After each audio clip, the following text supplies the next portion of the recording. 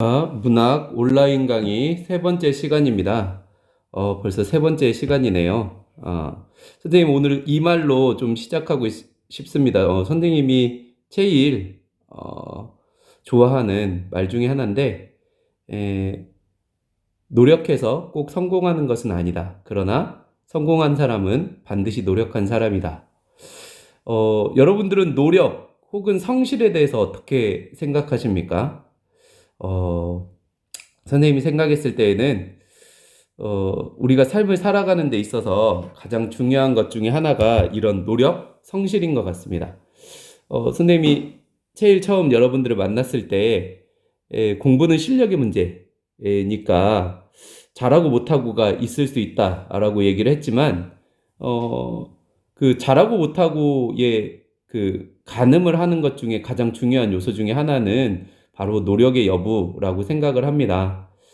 어, 사실 공부라는 것이 저는 그런 것 같아요. 지난번에도 한번 말했었지만 공부라는 게 하다 보면 하면 할수록 참 할 게 많은 게 공부고 반대로 또 하지 않으면 하지 않을수록 할 게 없는 게 공부입니다. 그렇기 때문에 내가 정말 이런 것들을 생각을 해서 얼마나 노력하고 있는가에 대한 자기의 어떤 그 실력을 냉정하게 좀 짚어볼 필요가 있습니다. 그래서 우리가 노력하는 삶의 자세에 대해서 꼭 생각을 해봐야 될 거고, 그렇게 생각하면 선생님이 계속 강조했었던 게 있죠. 공부는 되게 단순합니다. 세 번 본 사람이 두 번 본 사람이 이기는 겁니다. 세 번 노력한 사람이 두 번 노력한 사람이 이길 수 있겠죠. 그래서 여러분들이 지금 시험을 목전에 둔 상태죠. 그래서 이 노력의 가치를 반드시 생각하고, 노력은 결코 배신하지 않는다라는 생각을 마음에 품고 오늘 이 시간도 최선을 다해서 수업을 해주시기 바랍니다. 어,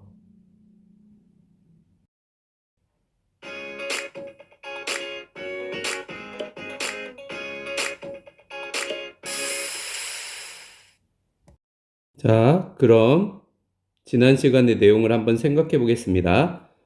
이 소설은 나라는 어떤 사람과 아버지 사이에 갈등이 있었죠? 나는 지금 학교를 그만두고, 다니던 학교를 그만두고 빨리 농사를 짓고자 합니다. 아버지는 그 나이대에 하지 않으면 안 되는 일이 있기 때문에 반대하죠. 그러다가, 나에 대해서 뭐 때리기도 하고, 그다음에 뭐 달래기도 하고 했지만 결국 안 돼서 아버지는 허락을 합니다. 첫 그 조건이 두 가지 있었는데 첫 해로 지은 농사가 실패하면 다음에 다시 학교로 갈 것. 그럼에도 불구하고 또 공부는 안 하더라도 아버지가 보내주신 책들은 다 읽을 것. 이런 조건을 내세웠었죠. 자, 그러면 농사를 짓기 전 나의 생각은 어땠습니까? 빨리 어른이 되고 싶었죠. 그 이유는 농사를 지어서 자기가 경제권을 가져야 진짜 어른이 될 수 있다고 생각을 했는데, 두 번째는 이제 오늘 배울 생각입니다. 오늘 이제 새롭게 배우는 내용이 되겠습니다. 농사를 지은 후에는 어떻게 변화가 되는지 한번 살펴보도록 하겠습니다. 교과서 본문 이어서 계속하도록 하겠습니다. 길고 긴 줄다리기 끝에 일단 그렇게 허락을 받은 것만으로도 금방 어른이 되고 하늘을 날 것 같은 기분이었다. 이제 뭐 아버지는 결국 두 가지의 조건을 내걸고 나가 농사 짓는 것을 허락하게 한 거죠. 자, 다음 날 나는 대관령으로 가서 눈이 덮여 아직 제 모습을 드러내지 않고 있는 내 해돋이 땅을 보고 돌아왔다. 차항에 있는 5,000평의 밭과 가시머리, 뭐 이제 그 지명에 대해서 구체적으로 설명하고 있습니다. 지난번에도 선생님이 말했지만 이런 어떤 요소들은 사실성이나 현장감을 높여주는 그런 어떤 부분들이 되겠습니다. 실제 지명을 사용하면 이런 효과들이 있겠죠. 자, 그래서 배추 농사가 망한다 하더라도 2,000평의 감자 농사로 최소한의 본전이라도 건질 생각이었다. 굉장히 구체적입니다. 자, 그냥 단순히 허황되게 나 농사 져서 돈 벌어야지 이런 게 아니고 뭔가 전략을 좀 세우고 있어요. 아버지는 이제 그건 내 농사니까 아버지에게 묻지 말고 모든 것을 내 뜻대로 하라고 말했습니다. 아버지도 굉장히 뭔가 그 자식 교육에 대한 확고한 신념이 있어요. 이런 것들을 보면 자, 전부 배추를 심든 물을 심든 감자를 심든 너무도 좋아서 정말 잠이 오지 않는 밤이었다. 이 뭔가 서술자는 굉장히 그 감정을 직접 드러내고 있습니다. 설레인가 봐요. 자기가 하고 싶은 일을 하게 됐으니까 이제 좋겠죠.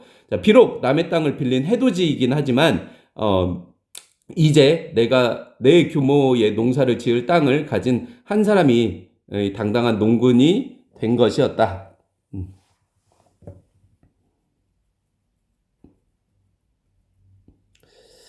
자, 그런 농군으로서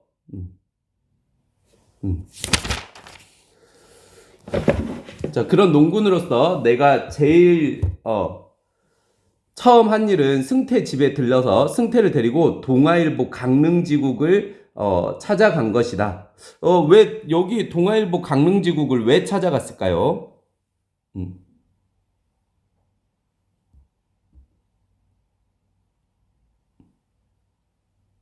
자, 맞아서 생각을 해보면, 야, 이정수, 네 기어이 성공했구나. 이거 무슨 얘기일까요? 결국은 이 얘기는 학교를 그만두고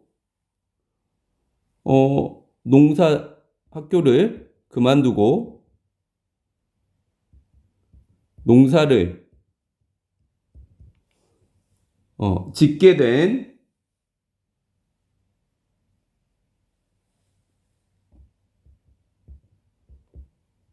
나를 부러워하는 승태의 태도죠. 부러워하는 승태의 태도가 드러납니다. 자, 승태는 학교 그만두고 자기 일을 하게 된 나를 부러워하고 있는 겁니다. 책하고 교복에 불사 지르고 토껴는 도망가다라는 어떤 그 표현이 될 것 같습니다. 속된 말, 비속어죠. 자, 그러면 니도 불사 지르고 토껴봐. 그럼 혹시 아냐? 너 아버지가 니한테 간장 공장 맡길지. 여기 승태에 대한 정보가 좀 드러났는데 아버지가 간장 공장 하시나 봐요. 자, 맡기는 거 좋아하네. 그랬다가 아마 우리 아버지 나를 간장 국물에 튀겨 죽이려 들 거다. 결국은 승태 아버지도 결과적으로 그 학교 그만두는 것을 절대 허락하지 않겠다라고 얘기를 하는 거죠. 자, 그런데 신문지국엔 왜 가는데? 따라오면 알아. 싫으면 말고. 새끼. 뭔가 이거 지금 비속어죠. 비속어를 사용했는데 여기서는 비하의 의미가 아니라 아마 이런 비속어 사용을 통해서 역시 마찬가지로 사실성을 좀 높여줄 수 있습니다. 그리고 친한 사이라는 것 짐작할 수 있죠. 자, 비속어를 사용했을 때의 효과입니다. 자, 이제 학교 안 다닌다고 되게 폼잡네. 자, 감자 농사는 씨앗을 확보하고 난 다음에 천천히 준비를 해도 되겠지만 배추 농사는 배추 모종을 키울 종이포트부터 미리 준비해야 한다 라고 했을 때에 여기 이게 뭡니까? 신문지국에 방문한 이유죠.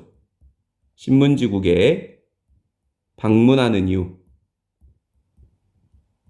뭔가 배추 농사를 짓기 위해서 포트를 준비해야 돼요. 화분을 미리 준비해야 돼요. 종이 화분, 종이 포트, 종이 화분을 준비하나 봐요. 그러니까 너비 10cm 되는 띠 모양으로 신문지를 오려 그것을 소주병으로 2겹 말아 풀칠해서 원기둥형 종이 화분을 만들고 굉장히 자세히 묘사해 놓고 있습니다.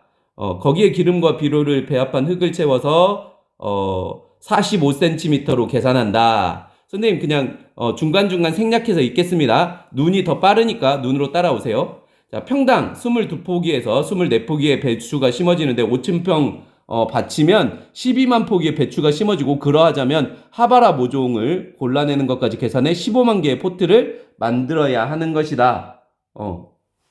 지금 굉장히 구체적으로 배추 농사에 대한 묘사 약간 좀 그래도 어느 정도에 뭐가 드러납니까? 어느 정도에 약간의 어떤 전문성이 좀 드러나네요.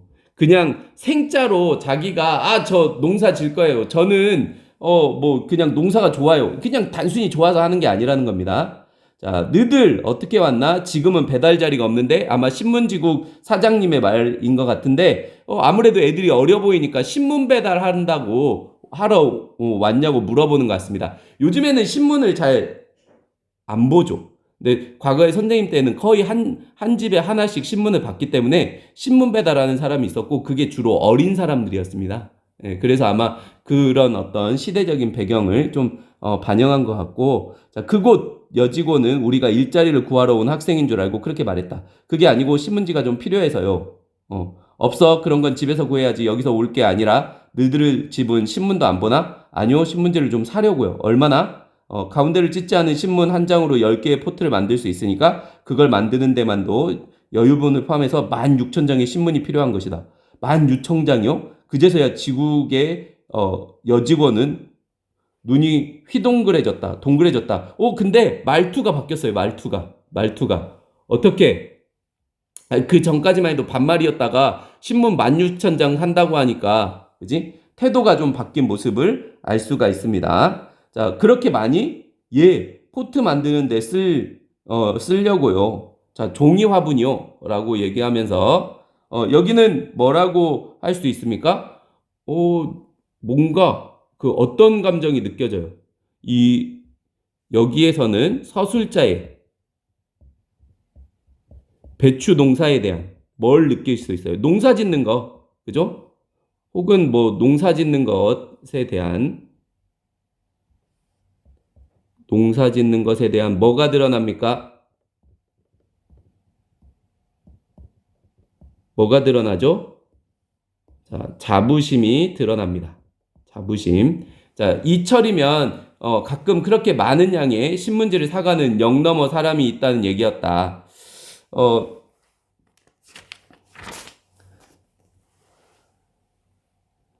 자, 말이 16,000장이지 적은 양이 아니다. 학교야 10,000개 살라고 생각해 보세요. 그죠?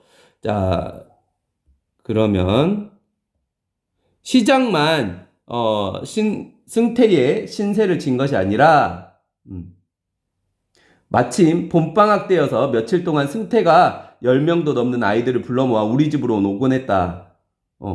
즉 여기 부분 좀 한번 살펴보겠습니다. 승태뿐 아니라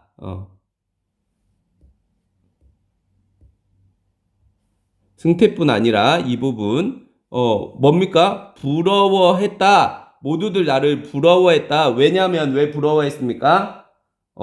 학교를 그만두고 학교 그만두고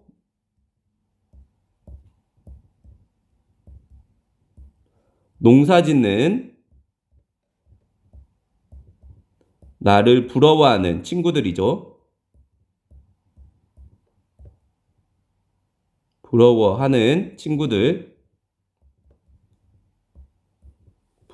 친구들입니다. 자, 생략됐습니다. 생략된 부분. 소설에서는 이런 부분들이 중요해요. 왜냐하면 주요 갈등 구조나 인물들을 알려주거든요. 자, 대관령에서 고랭지 배추 농사를 시작한 나는 운 좋게 풍작을 거두어 처음으로 큰 돈을 손에 쥐었다. 성공했네요. 그죠? 배추 상인들과 직접 흥정하고 오토바이를 사서 타고 다니는 등 나는 어른처럼 행동하지만 허전한 마음. 왜 허전할까요? 이 허전한 마음의 정체를 알 필요가 있겠네요. 그죠? 이게 이제 어떤 뭔가로 이어질 것 같은데, 그렇다면 이 허전한 마음의 정체가 뭔지. 자, 그해 배추 농사는 지지난해에 석중이 아저씨의 일을 도와주러 왔을 때처럼 그만했다. 크게 이익이 난 것도 없었고 손해를 보는 것도 없었다. 감자 농사는 같은 땅에 지난 해보다 수확이 5가만이나 더 많았다. 이런 걸로 봤을 때 나름 어떤 그 농사에 좀 소질이 있는 것 같아요. 그죠? 자, 그 수학을 마치고 제일 처음 한 것은 강릉에 내려와 시내에서부터 경포대까지 최고 속도로 달려보고 다시 시내로 돌아와서 오토바이를 팔아치운 거였다. 여기 오토바이는 어떤 의미일까요? 오토바이. 자, 오토바이는 아마 여러분들 지금 오토바이 탈 수 있어요, 없어요?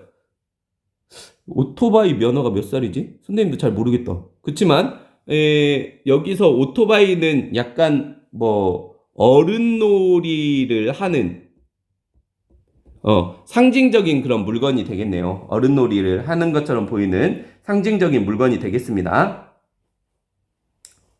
자, 그것으로 나는 다음 해에 펼쳐질 내 뜻을 아버지에게 말했다. 아버지가 그러길 바라서가 아니라 나중에 다시 농사를 짓더라도 어떤 일에는 다 때가 있는 것이 아닐까라는 생각.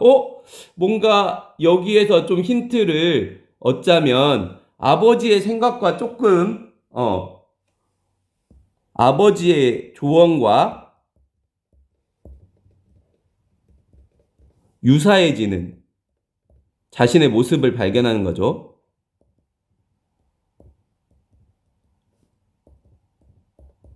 두 글자로 뭘까요? 쉽게 쓰여진 것처럼 어떤 자아 성찰을 해나가고 있는 것 같습니다. 자신의 모습을 깨닫고 있어요. 자, 넘어가 볼게요.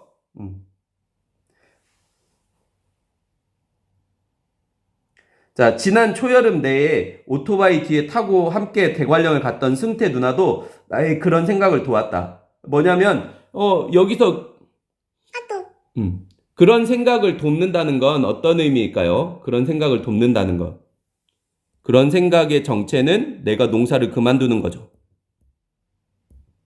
농사를 그만두는 것. 누나가 도와줬대요. 그런 생각, 내가 농사를 그만두는 것을 도와주는 거죠. 자, 계속 이어서 가겠습니다. 자, 거기에 내가 더 깊이 빠져 한 권, 두 권 읽기 시작해서 커다란 서가 하나를 채우고도 남을 정도의 이른 책들도 나의 그런 생각을 도와줬다. 어떤 생각? 어떤 생각? 농사를 그만두는 생각. 그런데 서가 하나를 채우고 남을 정도로 읽었대. 굉장히 많은 양의 독서를 했다는 뜻이죠. 지금 뭐가 더 중요해지는 거예요? 뭐가 더 중요해지는 거예요? 이게 농사일을 그만두는 그런 것에 영향을 미친 게 또 독서가 있는데, 결국은, 자기가 뭔가 농사 짓는 것보다 이제 책을 읽는 것이 더 중요해진다는 그런 어떤 얘기가 되겠죠. 자, 왠지, 그 기간 동안 내가 했던 것은 어른놀이가 아니었더라. 왠지 그 기간 동안 내가 했던 것은 어른 노릇이었던 것이 아니라 어른 노릇이었던 것이 아니라 어른 놀이였다는 생각이 자꾸만 내 가슴을 무겁게 했다. 이건 무슨 뜻일까요? 어떤 성찰을 한 거죠. 자아 성찰. 어떤 거에 대한 성찰? 결국 어른 노릇 에 대한 성찰을 한 거예요. 결국은 어른 노릇이 아니라 어른 놀이였더라. 자기가 진짜 어른이 된 것이 아니라 어른 놀이를 한 거였더라. 자기 마음이 무겁겠죠. 그래서 이런 상태로 다시 한 해가 지나고 20살이 된다고 해도, 아니 그보다 더 많은 시간이 흘러서 30이 되고 40이 된다고 하더라도 그 일에 대해서 어떤 후회나 미련 같은 것이 남는다면 그때에도 내가 하는 짓은 여전히 어른 노릇이 아니라 어른 놀이일 것 같다는 생각을 했다라는 거죠. 자, 결국은 자기가 이제 농사를 그만두고 아버지의 생각에 같아지는 겁니다. 자, 결국은 이 어른 놀이라는 것은 어른놀이라는 것은 어떤 것입니까? 같은 나이에 다른 아이들이 하지 못하고 있는 무언가를 내가 하고 있다는 것이 아니라 같은 나이에 다른 아이들이 다 하고 있는 것처럼 나만 못하고 있다는 생각이라는 겁니다. 이제는 생각이 전환된 거죠. 또래 아이들이 하고 있는 것을 하는 것을 하지 못하고 있다는, 하지 않고 있다는 것에 대한 깨달음입니다.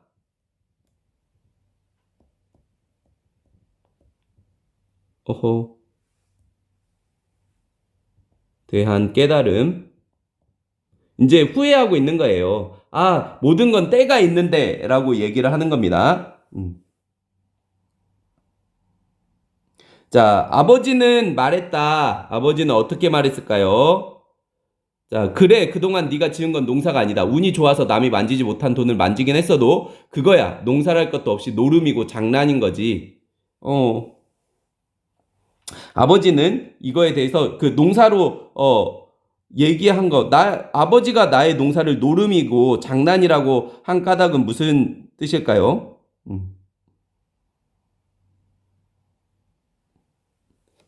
자, 여기 이 질문에 대한 답일 텐데 어떤 의미가 있을까요? 자, 이거죠. 너는 그걸로 무엇을 벌었다고 생각했을지 모르지만 더 큰 것을 잃은 거다. 그건 뭐다? 그거는 더 큰 걸 잃은 건 바로 뭐라고 할 수 있어요? 청소년 시절의 방황이겠죠.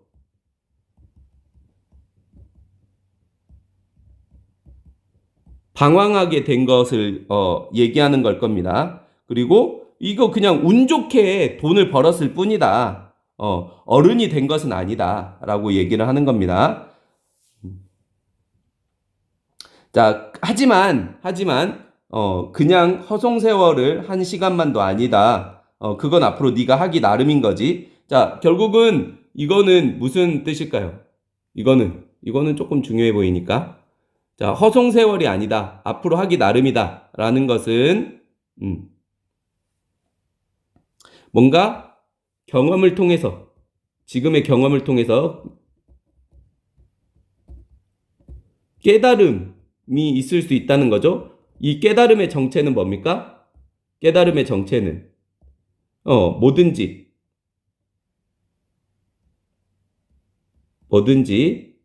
마땅한 때가 있다라는 거예요.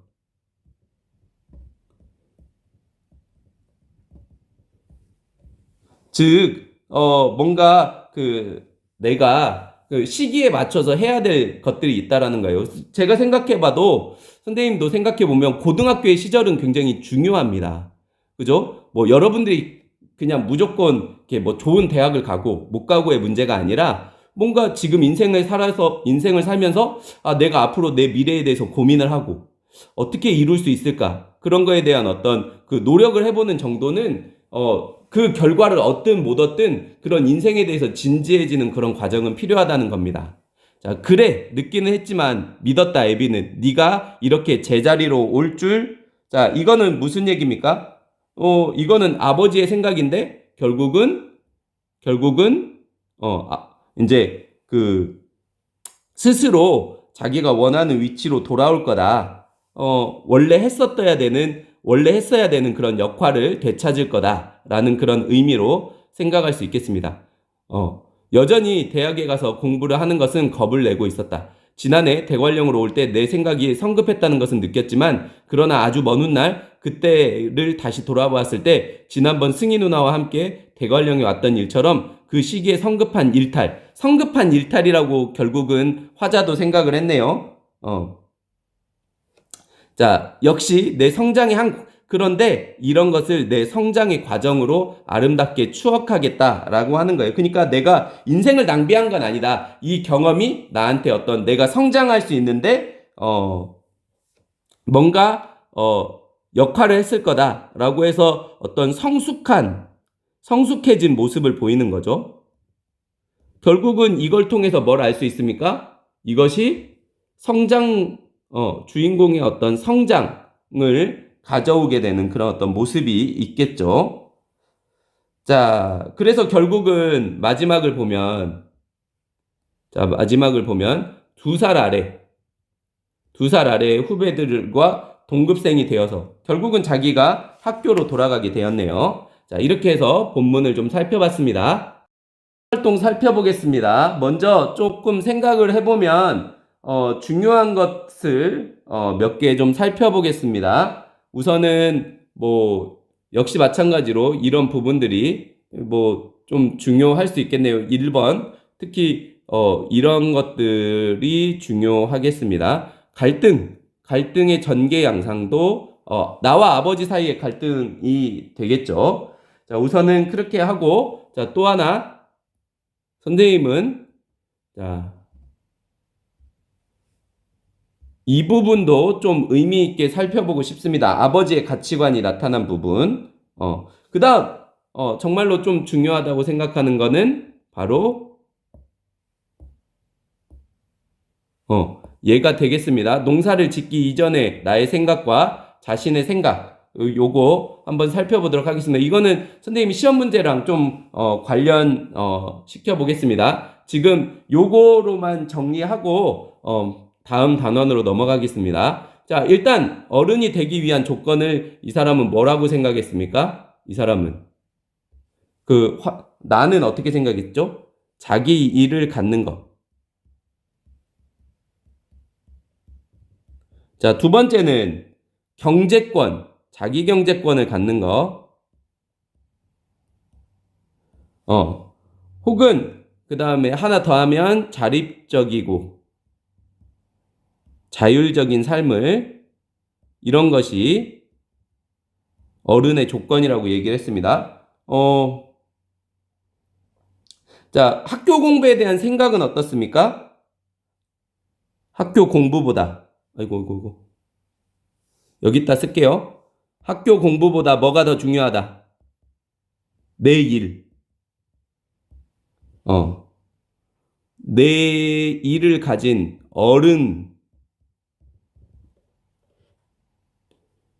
어른이 되는 것이 더 중요하다. 자, 그 다음에 자신의 생각, 이거 나의 생각과 비교해보라고 할 수 있는데, 이건 여러분들의 생각을 얘기하는 거고, 우선 선생님은 이런 부분에 대해서, 얘기를 한번 해보겠습니다. 자, 또 하나만 더 살펴볼까요? 자, 여기에서 내가 학교를 그만두고 농사를 지은 경험을 통해서 얻은 것, 잃은 거를, 그리고 깨달은 바라고 얘기를 했는데, 이거는 뭐 주제랑 관련이 있으니까 역시 한번 좀 생각해 보겠습니다. 좀 잘 알아뒀으면 좋겠어요. 일단 얻은 것, 뭘 얻었어요? 자신의 삶에 대해서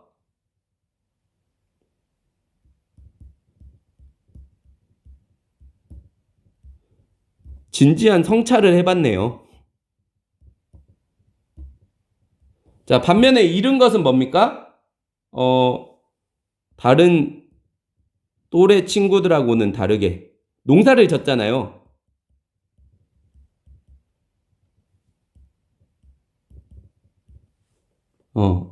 다른 일로, 즉 농사 짓기로 시간을 낭비했죠. 시간을 낭비했습니다. 자, 이를 통해서 깨달은 바는 무엇입니까? 이를 통해서 깨달은 바는 삶의 모든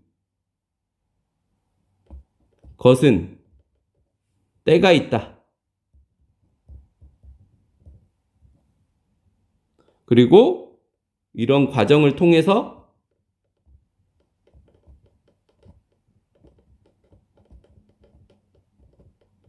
성숙 또는 성장할 수 있다. 이렇게 정리해 볼 수 있겠습니다. 됐죠? 자, 선생님이 유튜브에 강의를 좀 올려놨으니까, 그리고 온라인 클래스에 링크를 걸어 놓을 테니까 혹시 못 봤다면 다시 한번 반복해서 보는 것도 괜찮을 것 같습니다. 자, 그러면 다시 한번 여기 2번에 2번, 그 다음에 나의 성격, 인물의 특성을 파악하는 것은 중요합니다. 일단 선생님이 좀 나의 성격을 그냥 얘기하면, 얘 고집 세죠? 지금 나 고집 셉니다. 아버지가 때려도 말을 안 듣습니다. 그죠? 자기가 해야 되겠다라고 생각하니까 고집도 세고, 자기 주관도 강하고, 자립심도 강합니다. 그리고 자신의 의지에 맞추어서 딱 분명하게 스스로 결정하는 것이 있습니다. 또 아버지는 또 어떤 가치관을 가지고 있습니까? 아버지도 어쩔 수 없는 부모처럼 보이지만 결국은 어떻게 하는 거죠? 그 자녀를 사랑합니다. 그런데 아버지가 좀 나름의 어떤 현명한 것들이 있죠. 나중에 커보면 안다 라든지, 학문이든 뭐든 세상 살며 한두 해 뭘 늦게 시작한다고 해서 마지막 서는 자리까지 뒤처지는 것도 아니다. 이런 것들을 통해서 아버지의 어떤 가치관들이 좀 드러나죠. 자, 요런 거 한번 좀 생각해 볼 수 있겠습니다. 이런 부분은 1번의 이런 부분은 아까 앞에 살펴봤던 부분하고 유사하니까 여러분들이 한번 찾아보도록 여러분들이 스스로 공부해 보기 바랍니다. 자, 그러면 19세는 여기까지 하도록 하겠습니다. 자, 그러면 다시 또 결국 풀비린내에 대하여 33쪽 가겠습니다. 33쪽. 자, 풀비린내에 대하여 수업하도록 하겠습니다. 수필이죠. 사실은 수필 같은 경우는 단독으로는 좀 잘 나오지 않습니다. 이제 복합 지문으로 나오죠. 보통 고전시가랑 엮어가지고 그러는데 왜 수필은 잘 안 낼까요? 시나 소설하고는 다르게 이론이 적습니다. 수필에서 낼 수 있는 건 내용 파악하는 문제밖에 없어요. 그러다 보니까 뭐 내용에 대한 어떤 구절풀이 내용 파악 정도 되기 때문에 다른 어떤 고전시가나 뭐 이런 식으로 현대시나 이런 걸랑 엮어서 서로 어떤 해석을 할 수 있는 그런 정도를 물어보게 되는 겁니다. 자, 뭐 그렇다고 하고 그래서 사실 선생님도 수필이 비중이 있다고 생각은 안 하는데 이번에는 이제 또 중간고사를 봐야 되니까 그러면 좀 주는 문제도 좀 있어야 되겠다 싶어서 좀 호흡을 좀 골라야 되겠다라는 그런 어떤 측면으로 요렇게 하고 있습니다. 자, 먼저 여기는 단원 개관 한번 살펴보겠습니다. 일단은 여기서는 뭐 수필은 당연히 어떤 것을 합니까? 수필에서는 뭐 크게 중요하진 않지만 일단 개인의 뭘 씁니까? 경험을 쓰게 되겠죠. 그러다 보니까 굉장히 주관적이고 개성이 잘 드러납니다. 그죠? 그 다음에 다양한 소재들이 있습니다. 그래서 우리는 이걸 신변잡기적이다 라고 표현하기도 하죠.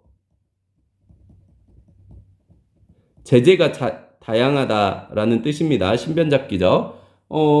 그래서 그 다음에 형식이 좀 자유롭죠. 수필을 뭐 정해놓고 어떤 소설과 시하고는 다르게 혹은 희곡하고는 다르게 무형식의 형식입니다. 무형식의 형식. 형식이 정해져 있지 않다는 거죠. 예, 해서 이런 부분들이 이론에 답니다. 그러니까 낼 게 없어요, 별로. 자, 어쨌든 여기서는 주제 정도는 좀 기억해 놨으면 좋겠습니다. 주제. 자, 그래서 자동차에 대해서 썼네요. 그죠? 자동차를 사용하는, 사실 이 자동차라는 건 뭐 현대 문명의 대표적인 예가 되지 않겠습니까? 그러니까 현대 문명을 바르게 이해하는 그런 어떤 태도, 그리고 결국은 생태주의, 요즘에 생태주의가 한참 떴었는데 이런 게 뭐냐면 생태 문제, 즉 어떤 자연과의 어떤 그 조화 문제, 자연 뭐 이제 무분별한 어떤 자연 개발의 문제, 이런 부분들을 생각하는 그런 어떤 문제인 것 같습니다. 자, 당연히 수필이다 보니까 어떻습니까? 일상적인 경험을 바탕으로 해서 생태 문제에 대해서 성찰을 하고 있다라고 할 수가 있겠네요.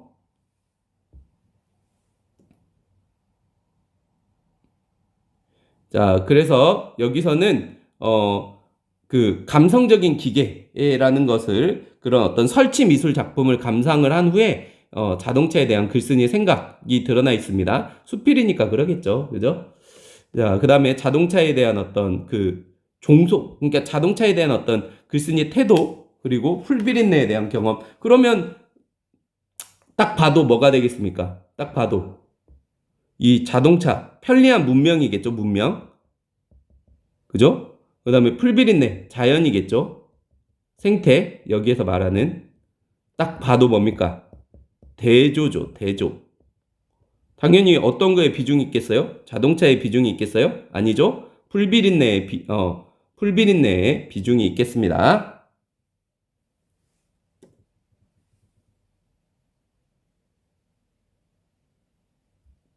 자, 여기 먼저 한번 보겠습니다. 자동차에 대한 글쓴이의 생각과 태도가 변하게 되는데, 여기서는 어떨까요? 처음 운전을 하게 되었을 때는, 편리함. 선생님도 그 아침에 등교하다 보면, 선생님 집이, 안양이라고 그랬잖아요. 그러면은, 사실은 차도 많이 밀리고 막 그렇거든요. 거리가 한 23km 정도 됩니다. 그래가지고 선생님이 처음에는, 아, 그래, 전철 타고 다녀야 되겠다. 아니면 광역버스가 있다는데 그걸 타야 되겠다라고 생각을 했거든요. 그런데 지금까지 한 번도 전철 안 타봤습니다. 왜냐하면 한 40분, 50분이면 오거든요.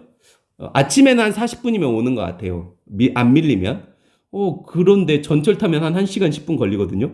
근데 그것도 그건데, 사실 자동차를 타고 다니다 보니까 엄청 편하더라고요. 왜냐하면 뭐, 출근을 하다 보면 짐도 생기고 가방도 있고 그러는데, 그냥 차에다가 몰아넣고 가면 되잖아요. 그러다 보니까 이제 좀 편한 것 같아요. 그래서 자동차를 처음 타다 보면 이제 여러분들도 나중에 운전을 하게 되겠지만 편하겠죠. 그죠? 자, 그런데 이제 운전에 익숙해지면 선생님과 같은 똑같은 상황이 생깁니다. 처음에는 꼭 필요할 때, 아니면은, 내가 운전 잘하고 있나? 막 해갖고 막 무섭기도 하고, 심지어 우리 뭐라고 합니까? 초보 운전, 아니면 뭐, 건들면 다칩니다. 뭐 이런 거 막 좀 재치 있게 써가지고 막, 뭐, 운전하고 다니기도 하고 그러잖아요. 근데 이제 선생님처럼 익숙해지니까, 그냥 조금만 가도, 그죠?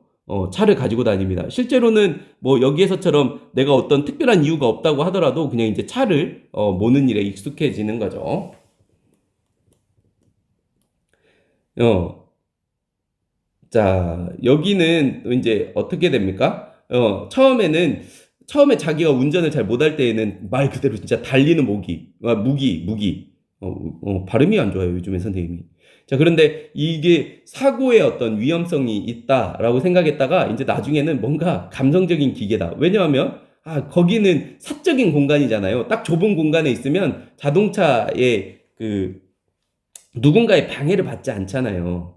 그죠? 선생님도 그 급식실에서 밥 먹고 나면, 한 5분, 10분 정도 차에 앉아 있다가 들어가는 때가 있거든요. 왜냐하면, 거기서 좀 나 혼자, 좀 잠깐 쉬고 싶을 때 있잖아요. 즉, 결과적으로 이 자동차는 요런 의미가 있을 수 있겠습니다. 어떤 의미가 있죠?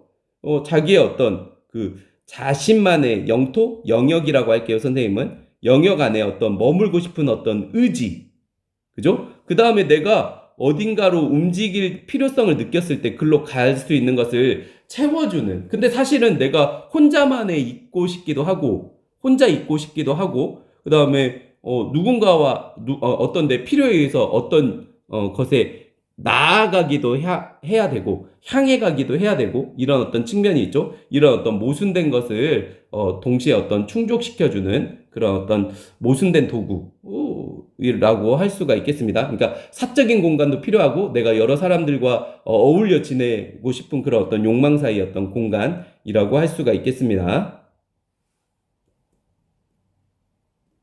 자, 풀비린내. 이거는 뭐였냐면 운전해 보면 알겠지만 특히 밤에 어떤 벌레들이 불러가지고 이렇게 자동차의 불빛을 향해서 달라들어서, 혹은 뭐 자동차가 빠른 속도로 이동하다 보니까 거기에서 이렇게 벌레들이 많이 찌어 죽죠.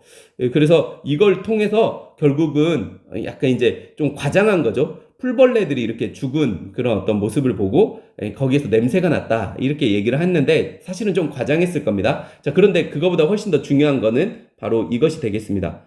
주제가 되겠죠. 어떻게 보면 주제. 어떤 생명을 죽인 것에 대한 죄책감. 결국은 이걸 6글자로 하면 뭐겠어요? 생명 존중 사상이 드러나죠. 생명에 대한 혹은 뭐 경외심? 이런 것들을 좀 알 수가 있습니다. 자, 그래서 어떻게 되는 겁니까? 내가 이거 자동차 몰고 다니는 것 자체가 살생행위다 라고 생각을 하게 되는 것이죠. 자, 그래서 결국은 자동차에 대한 어떤 글쓴이의 생각과 태도가 변하게 되는데, 달리는 무기다. 그죠? 자, 그런데 풀비린내 나는 그런 어떤 사건을 보고 뭘 느낀 겁니까? 다시 말하지만 어떤 걸 느꼈죠? 바로 죄의식을 느꼈죠. 그죠? 자, 결국은 자동차에 대한 생각을 어떻게 정리할 수 있습니까? 이 사람은 글쓴이의 생각이겠죠. 글쓴이의 생각은 어, 누군가한테는 안락한 공간이 다른 생명을 해칠 수 있다. 그죠? 이런 것들을, 그러니까 누군가의 어떤 편리한 것들이 남한테는 어떤 생명을 위태롭게 할 수 있다. 그게 아까 뭐라고 했어요? 생태주의. 그죠? 나한테 어떤 문명의 어떤 편리함으로 인해서 자연이 파괴된단 말이죠. 그죠? 내가 편하다고 생각하면 누군가는 불편하게 되는 겁니다. 자, 그래서 이건 뭡니까? 차를 유지하되 사용을 최소화하고 차에 대한 의존도를 낮추게 되는 거죠. 왜냐하면 어떤 무언가에 대한 어떤 생명을 해칠 수 있으니까. 그죠? 자, 선생님이 나중에, 그래서 이렇게 좀 생각을 해볼 수 있겠습니다. 자, 그러면 본문, 한번 분석을, 해봐야 될 것 같은데, 예, 선생님이 여기에, 나와 있는 그 37쪽에 나와 있는 슬견설, 까지도 같이 공부를 할 생각입니다. 요것에 대한 얘기만 되짚어보고 끝내도록 하겠습니다. 자, 슬견설은 뭐냐면, 요즘에는 이제 깨끗하고, 뭐, 환경, 이제 뭐, 사람들이 잘 씻다 보니까 그런 게 없는데, 과거에는 좀 잘 못 씻고, 물이 귀하다 보니까, 머릿속에 이라는 그런 어떤, 그 생명체? 뭐, 조그만한 생물이 하나 있어요. 자, 그런데 개는 여러분들이 알고 있죠? 요즘에는 뭐, 개가 거의 뭐, 반려동물이라고 해가지고 거의 가족이죠. 자, 그런데 쉽게 말하면 이는 작고 개는 큽니다.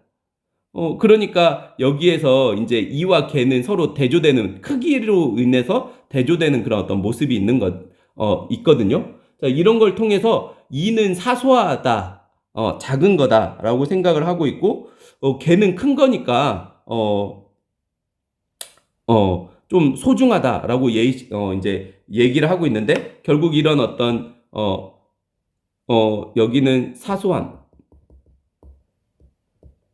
작은 것이라고 할 수 있고, 개는 큰 것, 혹은 소중한 것, 큰 거하고 소중한 거네요.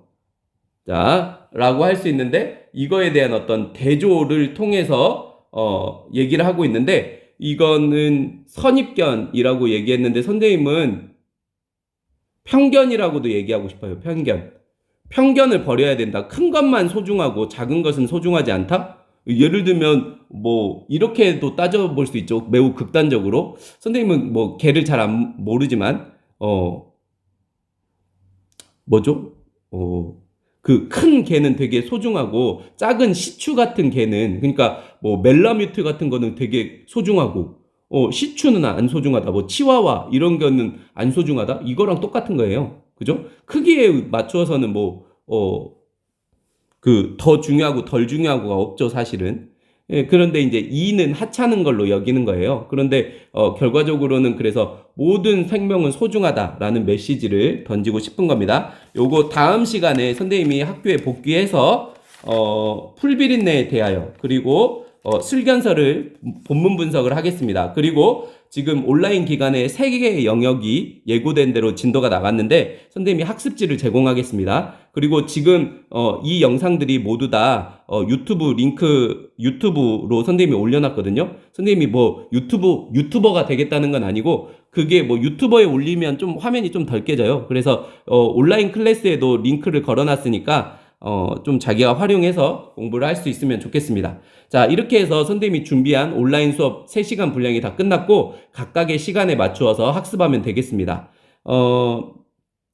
뭐 나중에 선생님이 복귀하고 잘 모르는 거에 대해서는 질문을 받고 선생님이 전체적인 내용을 다시 한번 되짚어 주도록 하겠습니다. 여러분들 지금까지 강의 듣느라고 고생 많았습니다. 나중에 학교에서 보겠습니다.